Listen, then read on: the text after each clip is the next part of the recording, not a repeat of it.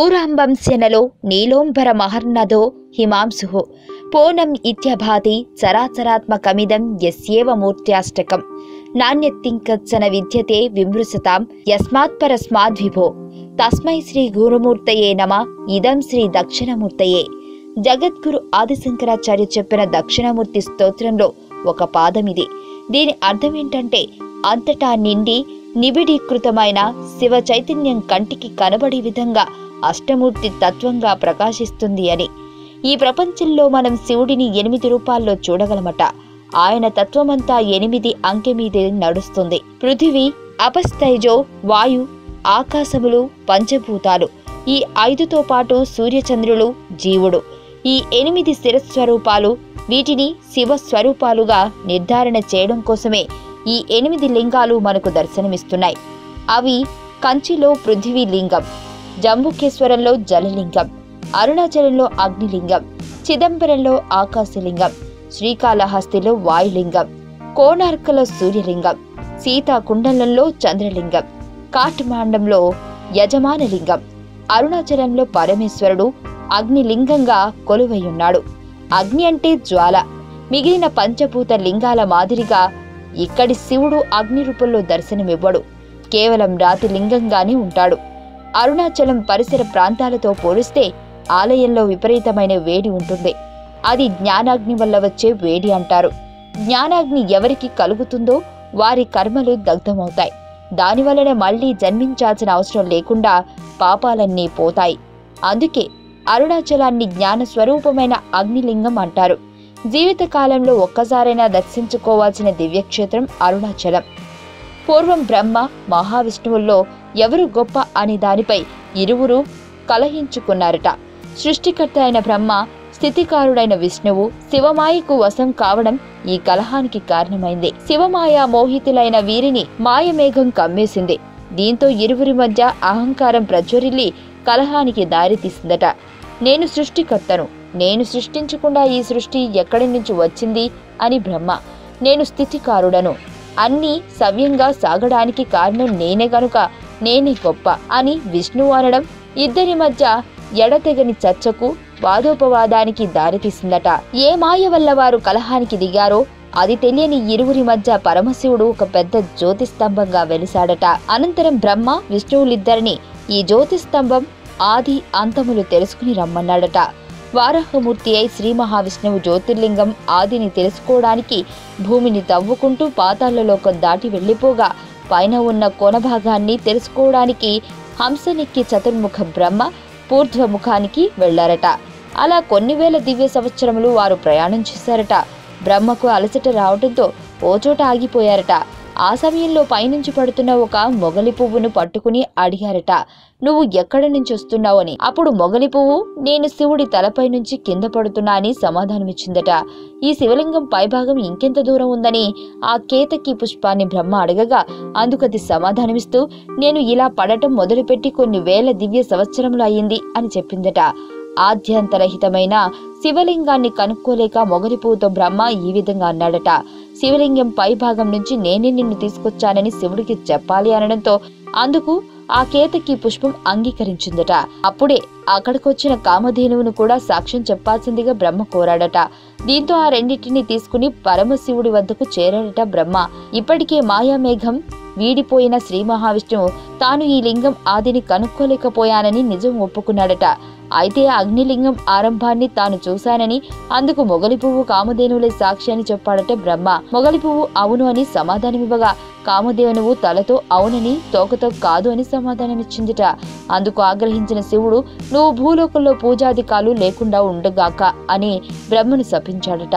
అసత్యాన్ని పలికిన మొగలి పువ్వును పూజకు పనికిరావని, సగం నిజం సగం అబద్ధం చెప్పిన ఆవు ముఖానికి పూజ లేకుండా కేవలం పుష్టానికి మాత్రమే పూజలందుకుంటారని శపించాడట. ఆనాడు అలా వెలిసిన అగ్నిస్తంభాన్ని బ్రహ్మ ప్రార్థన చేశాడట. మా అహంకారం పోయింది, అసలు బ్రహ్మస్వరూపం ఏదో ఆద్యంతము లేనిదేదో తెలిసింది. ఇక్కడ ఇదే స్వరూపంతో వెలిసిన మీరు భూలోకంలో అజ్ఞానాన్ని పోగొట్టేందుకు అరుణాచలంలో అగ్నిలింగం అన్న పేరుతో భక్తులను అనుగ్రహించాలని ప్రార్థన చేశారు. ఆ కారణంతోనే పరమశివుడు అరుణాచలంలో అగ్నిలింగంగా వెలసాడన్నది పురాణ గాథ.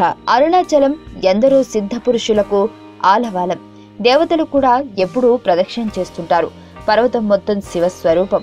అరుణాచలంలో ఒక మినహాయింపు ఉంది. ఆ పర్వతం చుట్టుప్రక్కల 24 మైళ్ళ దూరం దాకా దాని తేజస్సు పడుతుందట. అక్కడ ఏ దీక్ష అవసరం లేదట. ఇందుకు రమణ మహర్షి జీవితంలో జరిగిన ఓ ఘటన ఉదాహరణగా చెబుతారు. భగవాన్ రమణ మహర్షి అరుణాచలం పర్వతంపై గల విరూపాక్ష గుహలో తెల్లటి కౌపీనం ధరించి ఉన్నారట.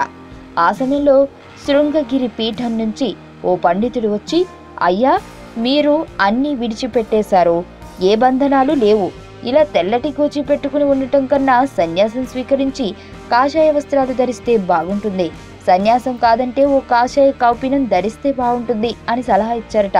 అందుకు రమణ మహర్షి ఏం సమాధానం ఇవ్వలేదట. తాను మళ్లీ వస్తానని మనసు మార్చుకుంటే చెప్పండి అని ఆ పండితుడు వెళ్లిపోయాడట. కొద్దిసేపటికి ఓ వృద్ధుడు పుస్తకాలు సంచితో అక్కడికి వచ్చి, నేను స్నానం చేయలేదు, ఈ మూట చూస్తూ ఉండు అంటూ రమణ మహర్షికి చెప్పి వెళ్లిపోయాడట.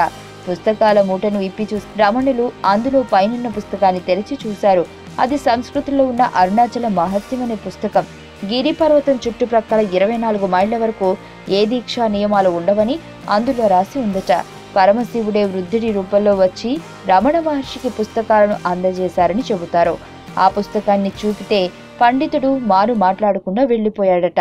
అరుణాచలం పర్వతం లోపల మధ్యలో ఓ పెద్ద గుహ ఉందట. అక్కడ ఓ పెద్ద మర్రి చెట్టు ఉంటుందని, దాని కింద దక్షిణామూర్తి స్వరూపుడే సిద్ధ యోగిగా పరమశివుడు ఇప్పటికీ కూర్చుని ఉంటాడని నమ్మకం. అయితే అక్కడికి వెళ్లాలని ప్రయత్నించిన వారు తీవ్ర ఇబ్బందులు ఎదుర్కొని చివరకు వెనుదిరిగి వచ్చేశారు. ఇలా దక్షిణామూర్తిని దర్శించాలని బయలుదేరి వెనుదిరిగిన వారిలో రమణ మహర్షి కూడా ఉన్నారట. అరుణాచలం పరమ సత్యమైన క్షేత్రం. శివలింగ రూపంలో ఆవిర్భవించిన తర్వాత అక్కడ నిర్వహించవలసిన పూజాది కార్యక్రమాలు ఎలా చేయాలనే విషయాన్ని ఆయనే నిర్ణయించి గౌతమ మహర్షిని ఆదేశించారట. అరుణాచలంలో ఏ ఏ సేవలు ఉండాలి, ఏ ఆలయాలు ఉండాలి, ఏ పూజలు చేయాలని నిర్ణయం చేసిన వారు గౌతమ మహర్షి. ఈ క్షేత్రానికి కాలభైరవుడు క్షేత్ర పాలకుడు. స్థల వృక్షం ఇప్ప చెట్టు. అభిత కుచాంబ అనే పేరుతో అమ్మవారు ఇక్కడ ఉంటారు. విఘ్నేశ్వరుడు, సుబ్రహ్మణ్య స్వామి పాదాళ లింగం కూడా ఉంటాయి. అరుణాచలంలో ముఖ్యంగా 3 ఉత్సవాలు జరుగుతాయి. ఆలయంలో వలయాకారపు మండపం ఉంటుంది. అక్కడ అమ్మవారికి గాజుల్ని సమర్పించుకుంటారు. కార్తీక మాసంలో జరిగే మరో గొప్ప ఉత్సవం దీపోత్సవం. దీనిని అత్యంత వైభవంగా నిర్వహిస్తారు. ఇక కనుల పండుగగా జరిగే ఉత్సవం పార్వతీ పరమేశ్వరుల మధ్య వచ్చే ప్రణయ కలహోత్సవం. ఎందుకు వారి మధ్య ప్రణయ కలహం వచ్చిందంటే ఇందుకు పురాణ గాథ చెబుతారు. ప్రమద గణాల్లో భృంగి ఒకడు. ఆయన శివుడికి మాత్రమే భక్తుడు. కేవలం ఆయనకు మాత్రమే ప్రదక్షిణ చేసేవాడు. ఇలా రోజు చేస్తూ ఉండటంతో ఒకరోజు అమ్మవారికి ఆగ్రహం వచ్చిందట. ఏం చేస్తాడో చూద్దామని భృంగి వస్తుంటే అమ్మవారు పరమశివుడి వామార్థంలోకి మారిపోయి పరమశివుడికి అమ్మవారికి మధ్య రంధ్రం చేసి ప్రదక్షిణ చేశాడట. దీంతో ఆయన భక్తికి మెచ్చిన శివుడు మోక్షం ఇస్తానని ఇవ్వకూడదని అమ్మవారు ఇరువురు కలహించుకున్నారని గాథ. ఆది దంపతుల గాథని స్ఫూర్తిగా తీసుకుని అర్చకులు అరుణాచలంలో అత్యంత వైభవంగా ప్రణయ కలహోత్సవం చేస్తారట. ఈ సందర్భంగా పరమశివుడు భృంగికి మోక్షం ఇవ్వడం, దీంతో పార్వతీదేవికి కోపం వచ్చి అభిత కుచాంబ ఆలయంలోకి వెళ్లి తలుపులేసుకుంటుంది. పరమశివుడు ఒక్కడే గిరి ప్రదక్షిణలకు వెళ్తే దొంగలు దోచుకుంటారు. ఇప్పటికీ ఈ దొంగల తోపును ఆనవాయితీగా చేస్తున్నారు. అరుణాచల దివ్యక్షేత్రానికి ఎంత గొప్ప పేరుందో అక్కడి గోపురాలకు అంతే విశిష్టత ఉంది. అందుకు సంబంధించి కొన్ని కథలు కూడా ప్రచారంలో ఉన్నాయి. తూర్పు వైపు గోపురం శ్రీకృష్ణదేవరాయలు కట్టించారు. అదో అద్భుత కట్టడం. ఇక ఉత్తర దిక్కున ఉన్న గోపురాన్ని ఓ మహిళ కట్టించారట. ఆమె పేరు అమ్మని అమ్మన్. పరమశివుడి అనుగ్రహంలా యోగశక్తిలో సిద్ధహస్తురాలయ్యారు. ఆమె ప్రతి ఇంటికి వెళ్లి గోపురం కడుతున్నాం, దానం చేయండి అని అర్థించేవారట. డబ్బులు లేవని చెబుతారేమోనని వారి ఇళ్లల్లోని ఇనుప పట్టెలు ఎక్కడ ఉన్నవి, అందులో సొంత సొమ్ము ఉన్నది చెప్పేసేవారట. దీంతో భయపడి విరాళం ఇచ్చేవారని, వాటితోనే ఆమె ఉత్తర గోపురాన్ని కట్టారని చెబుతుంటారు. ఇక్కడ ఉన్న మరో గోపురాన్ని బళ్ళాల మహారాజు కట్టించారు. దీనిని కిరిగోపురం అని అంటారు.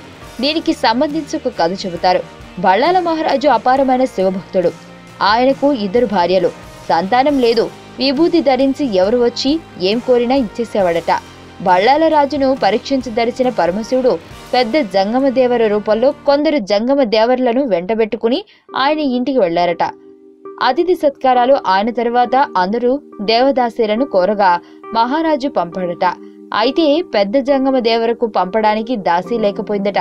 దీంతో మహారాజు రెండో భార్య చెల్లమ్మ వచ్చి శివభక్తిలో ఎలాంటి లోపం రాకూడదని తానే వెళ్తానని అందట.